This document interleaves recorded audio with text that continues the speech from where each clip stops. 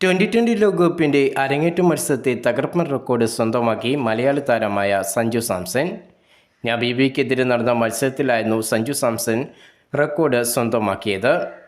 31 വയസ്സിൽ സഞ്ജുവിൻ്റെ ലോകകപ്പിലെ ആദ്യ മത്സരമാണ് കളിച്ചത്.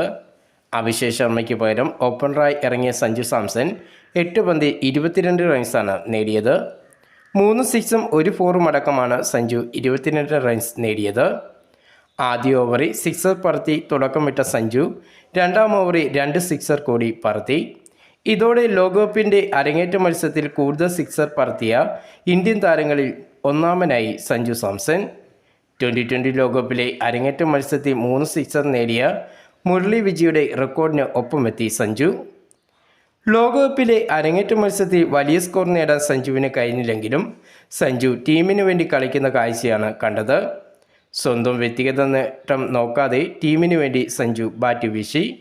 സമീപകാലത്ത് ബാറ്റിങ്ങിൽ മങ്ങിയ ഫോമിലായിരുന്ന സഞ്ജു ലോകകപ്പിൽ കളിക്കാൻ അവസരം കിട്ടിയപ്പോൾ സ്വന്തം വിക്കറ്റ് കളയാതെ പതിയെ കളിക്കാൻ ശ്രമിച്ചില്ല. മറിച്ച് അഭിഷേക് ശർമ്മയ്ക്ക് പകരമായി എത്തിയ സഞ്ജു പവർ പ്ലേയിൽ ഇന്ത്യക്ക് മികച്ച അടിത്തറയിടാൻ ആക്രമണ ബാറ്റിംഗ് ആയിരുന്നു പുറത്തെടുത്തത്. സഞ്ജു സാംസന്റെ വിക്കറ്റ് വീണപ്പോൾ കൂടുതൽ ആഘോഷിച്ചത് നബീബിയുടെ മെൻറ്ററായ മുൻ ഇന്ത്യൻ കോച്ച് ഗാരി കെസ്റ്റനായിരുന്നു.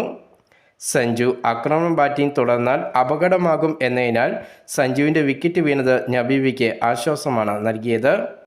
സഞ്ജുവിനെ വിറ്റാൻ നബീബിയ വ്യക്തമായ പ്ലാൻ തയ്യാറാക്കി. അത് വിജയിച്ചതിൻ്റെ സൂചനയാണ് ഗാരി കെസ്റ്റൻ്റെ ആഘോഷത്തിൽ കണ്ടത്.